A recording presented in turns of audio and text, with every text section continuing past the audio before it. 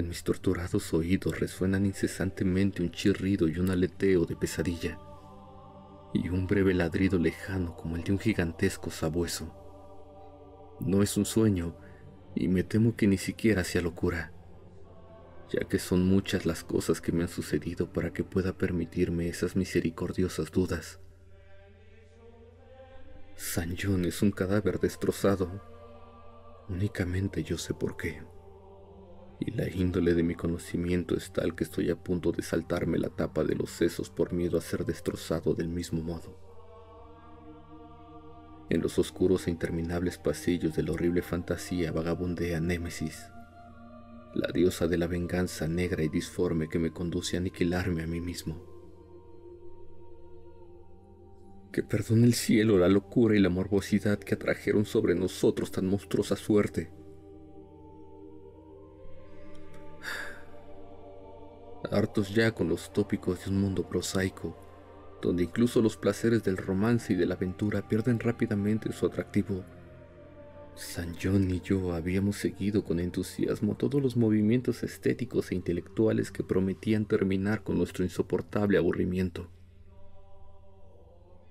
Los enigmas de los simbolistas y los éxtasis de los prerrafaelistas fueron nuestros en su época, pero cada nueva moda queda vacía demasiado pronto de su atrayente novedad. Nos apoyamos en la sombría filosofía de los decadentes, y a ella nos dedicamos aumentando paulativamente la profundidad y el diabolismo de nuestras penetraciones. Baudelaire y Huysmans no tardaron en hacerse pesados, hasta que finalmente no quedó ante nosotros más camino que el de los estímulos directos provocados por anormales experiencias y aventuras personales. Aquella espantosa necesidad de emociones nos condujo eventualmente por el detestable sendero que incluso en mi actual estado de desesperación menciono con vergüenza y timidez. El odioso sendero de los saqueadores de tumbas. No puedo revelar los detalles de nuestras impresionantes expediciones, ni catalogar siquiera en parte el valor de los trofeos que adornaban el anónimo museo que preparamos en la enorme casa donde vivíamos San John y yo, solos y sin criados. Nuestro museo era un lugar sacrílego, increíble, donde con el gusto satánico de neuróticos dilettanti habíamos reunido un universo de terror y de putrefacción para excitar nuestras viciosas sensibilidades. Era una estancia secreta, subterránea, donde unos enormes demonios alados esculpidos en basalto y ónice vomitaban por sus bocas abiertas una extraña luz verdosa y anaranjada, en tanto que unas tuberías ocultas hacían llegar hasta nosotros los olores que nuestro estado de ánimo apetecía. A veces el aroma de pálidos lirios fúnebres, a veces el narcótico incienso de unos funerales en un imaginario templo oriental, y a veces,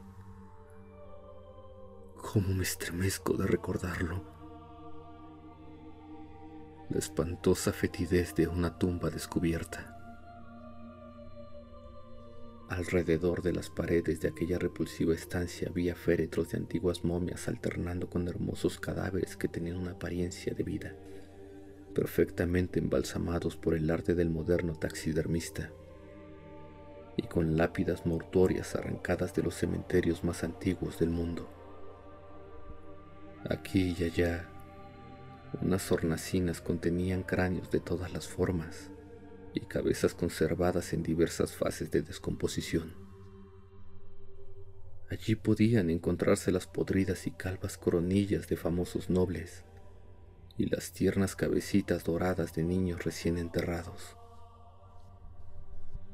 Había allí estatuas y cuadros, todos de temas perversos y algunos realizados por San John y por mí mismo. Un portafolio cerrado, encuadernado con piel humana curtida, contenía ciertos dibujos atribuidos a Goya y que el artista no se había atrevido a publicar. Había allí nauseabundos instrumentos musicales, de cuerda, de metal y de viento, en los cuales San John y yo producíamos a veces disonancias de exquisita morbosidad y diabólica lividez. y en una multitud de armarios de caoba reposaba la más increíble colección de objetos sepulcrales nunca reunidos por la locura y la perversión humana. Acerca de esa colección debo guardar un especial silencio. Afortunadamente, tuve el valor de destruirla mucho antes de pensar en destruirme a mí mismo. Las expediciones, en el curso de las cuales recogíamos nuestros nefandos tesoros, eran siempre memorables acontecimientos desde el punto de vista artístico. No éramos vulgares vampiros, sino que trabajábamos únicamente bajo determinadas condiciones de humor, paisaje, medio ambiente, tiempo, estación del año y claridad lunar. Aquellos pasatiempos eran para nosotros la forma más exquisita de expresión estética, y concedíamos a sus detalles un minucioso cuidado técnico. Una hora inadecuada, un pobre efecto de luz o una torpe manipulación del húmedo césped destruían para nosotros la extasiante sensación que acompañaba la exhumación de algún ominoso secreto de la tierra. Nuestra búsqueda de nuevos escenarios y condiciones excitantes era febril e insaciable. San John abría siempre la marcha, y fue él quien descubrió el maldito lugar que acarreó sobre nosotros una espantosa e inevitable fatalidad. Qué desdichado destino nos atrajo hasta aquel horrible cementerio holandés.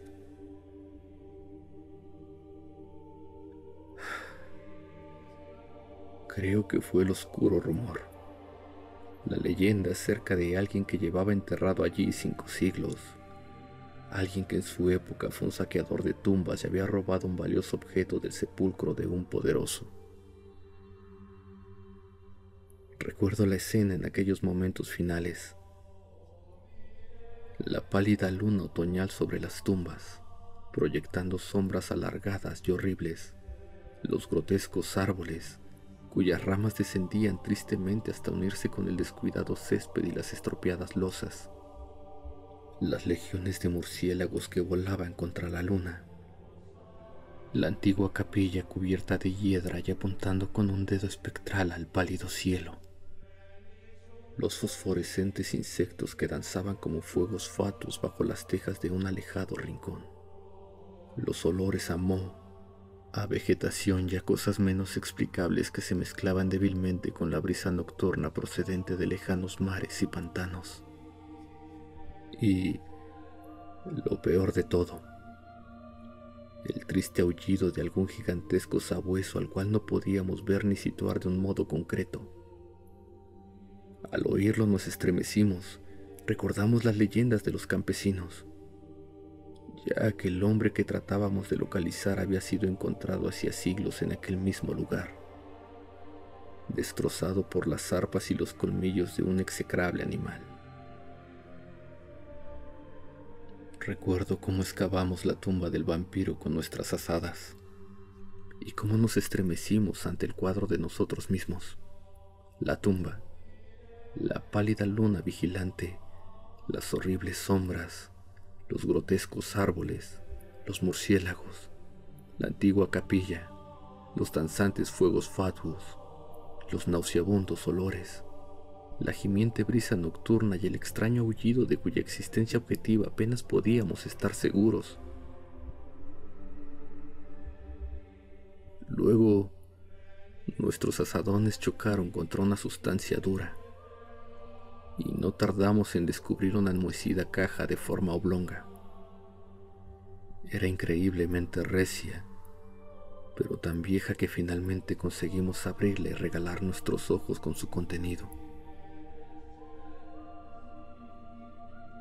Mucho, sorprendentemente mucho, era lo que quedaba del cadáver a pesar de los 500 años transcurridos. El esqueleto, aunque aplastado en algunos lugares por las mandíbulas de la cosa que le había producido la muerte, se mantenía unido con asombrosa firmeza, y nos inclinamos sobre el descarnado cráneo con sus largos dientes y sus cuencas vacías en las cuales habían brillado unos ojos con una fiebre semejante a la nuestra. En el ataúd había un amuleto de exótico diseño que, al parecer, estuvo colgado del cuello del durmiente. Representaba a un sabueso alado o a una esfinge con un rostro semicanino, y estaba exquisitamente tallado al antiguo gusto oriental en un pequeño trozo de jade verde. La expresión de sus rasgos era sumamente repulsiva, sugeridora de muerte, de bestialidad y de odio. Alrededor de la base llevaba una inscripción en unos caracteres que ni San John ni yo pudimos identificar, y en el fondo, como un sello de fábrica, aparecía grabado un grotesco y formidable cráneo. En cuanto echamos la vista encima al amuleto, supimos que debíamos poseerlo, que aquel tesoro era evidentemente nuestro botín, aunque en el caso que nos hubiera resultado completamente desconocido lo hubiéramos deseado. Pero al mirarlo de más cerca nos dimos cuenta de que nos parecía algo familiar.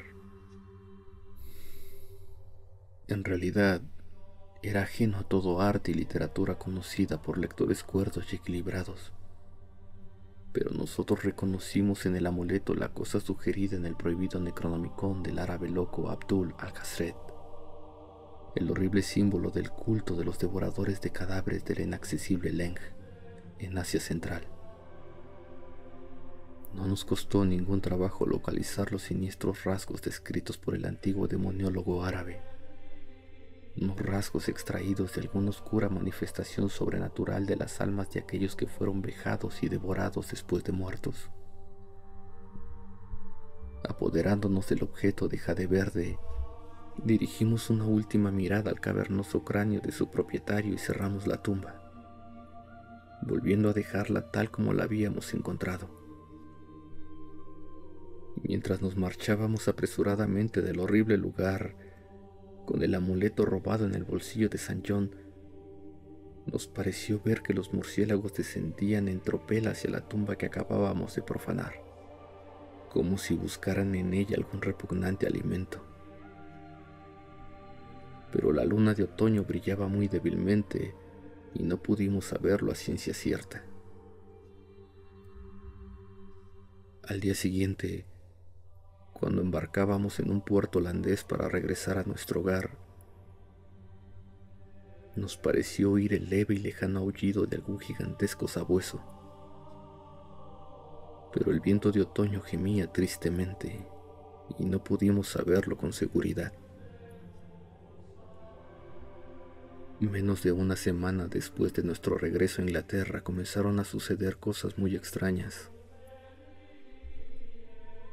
San John y yo vivíamos como reclusos, sin amigos, solos y en unas cuantas habitaciones de una antigua mansión, en una región pantanosa y poco frecuentada, de modo que en nuestra puerta resonaba muy raramente la llamada de un visitante. Ahora, sin embargo, estábamos preocupados por lo que parecía ser un frecuente roce en medio de la noche, no solo alrededor de las puertas, sino también alrededor de las ventanas, lo mismo en las de la planta baja que en la de los pisos superiores. En cierta ocasión imaginamos que un cuerpo voluminoso y opaco oscurecía la ventana de la biblioteca cuando la luna brillaba contra ella, y en otra ocasión creímos oír un aleteo no muy lejos de la casa. Una minuciosa investigación no nos permitió descubrir nada, y empezamos a atribuir aquellos hechos a nuestra imaginación, turbada aún por el leve y lejano aullido que nos pareció haber oído en el cementerio holandés. El amuleto de jade reposaba ahora en una hornacina de nuestro museo, y a veces encendíamos una vela extrañamente aromada delante de él. Leímos mucho en el Necronomicon de Al-Khazred acerca de sus propiedades y acerca de las relaciones de las almas con los objetos que las simbolizan, y quedamos desasosegados por lo que leímos.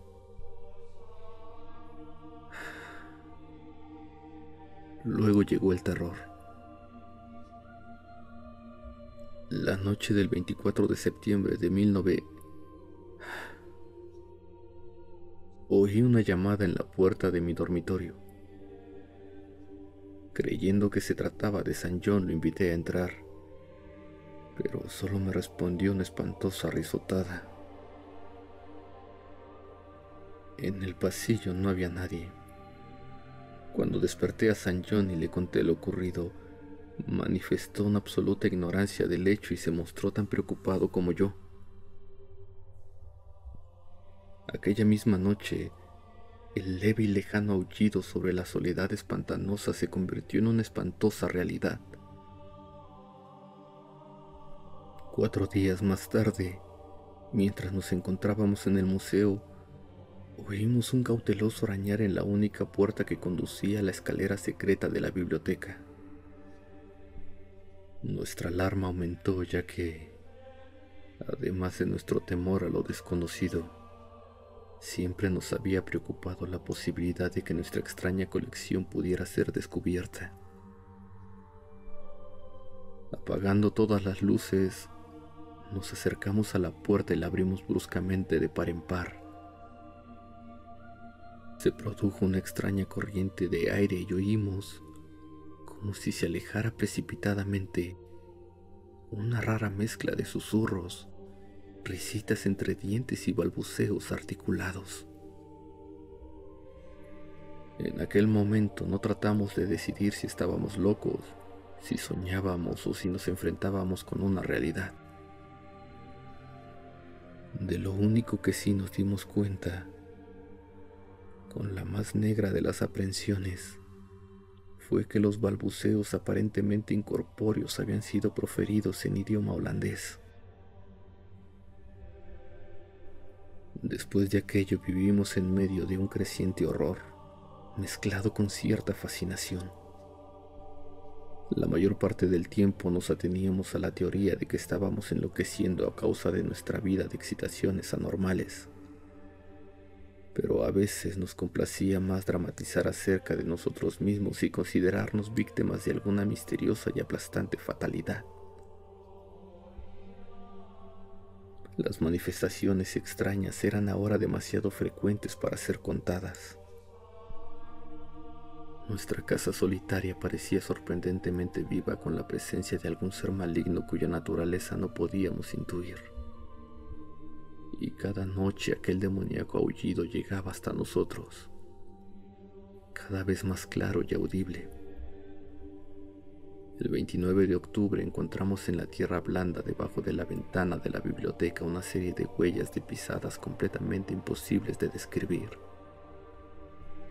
Resultaban tan desconcertantes como las bandadas de enormes murciélagos que merodeaban por los alrededores de la casa en número creciente.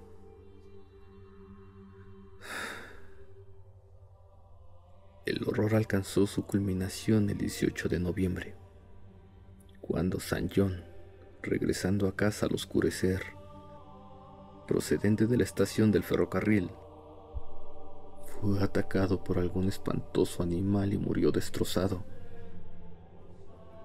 Sus gritos habían llegado hasta la casa y yo me había apresurado a dirigirme al terrible lugar.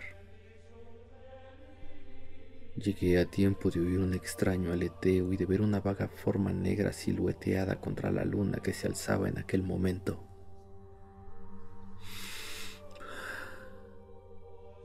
Mi amigo estaba muriéndose cuando me acerqué a él y no pudo responder a mis preguntas de un modo coherente. Lo único que hizo fue susurrar: el amuleto, aquel maldito amuleto.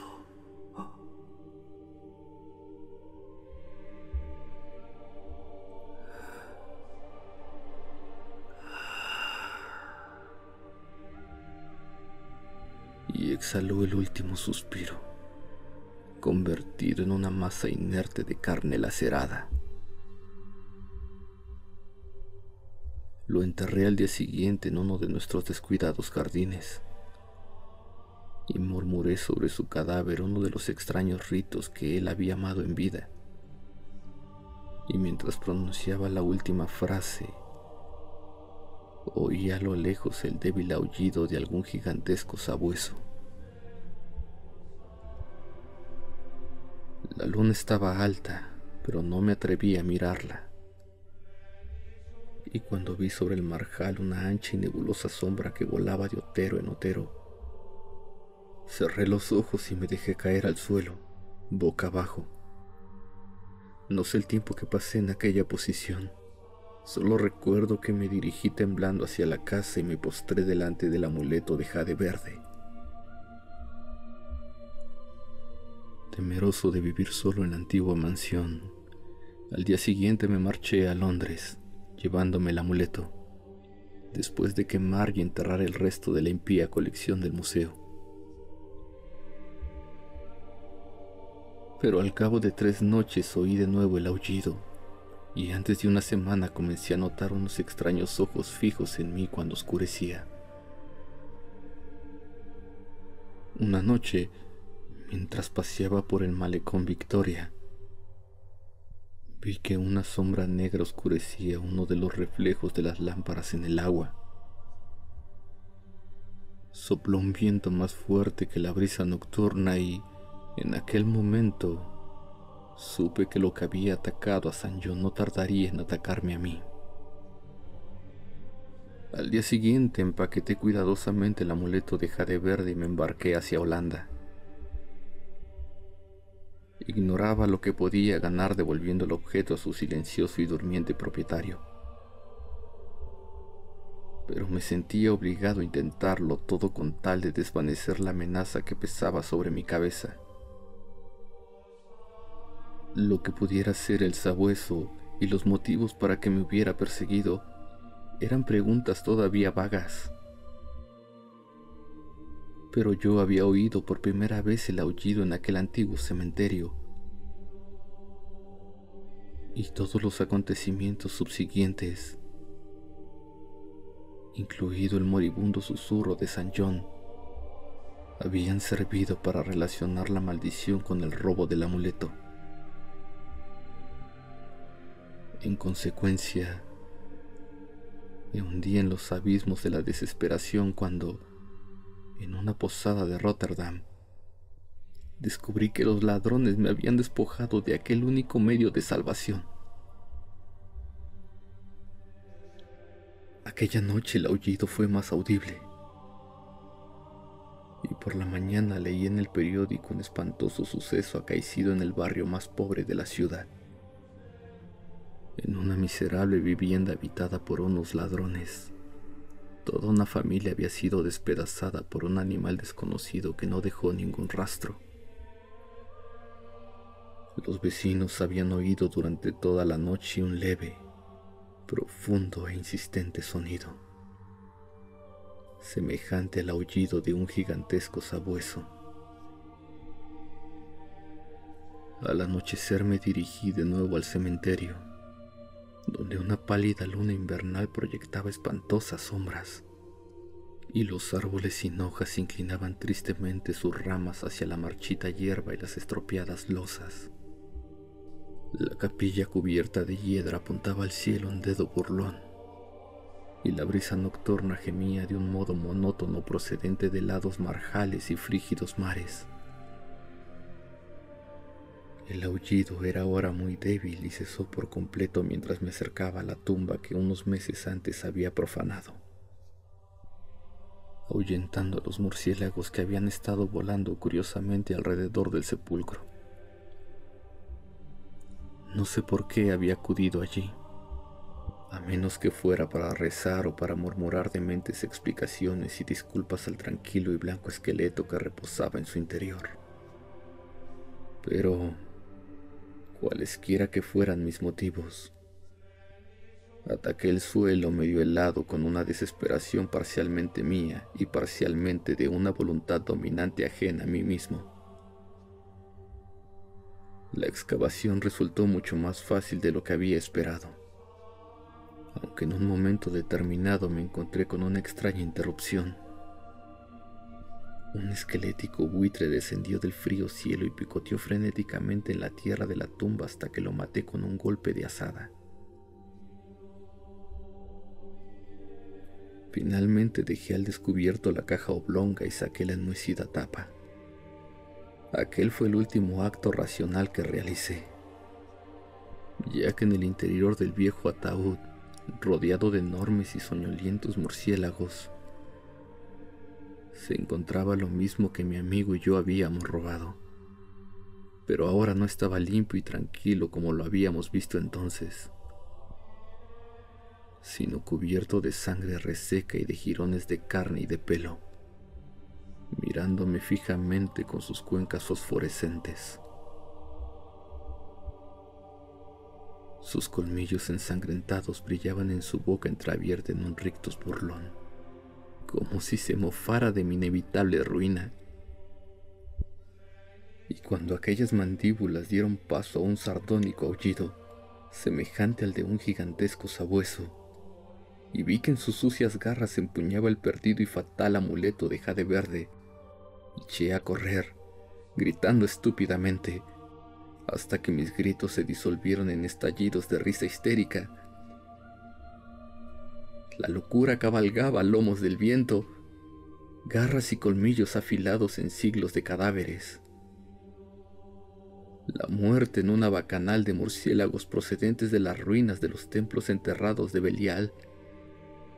Ahora, a medida que me oigo mejor, el aullido de la descarnada monstruosidad y el maldito aleteo resuena cada vez más cercano.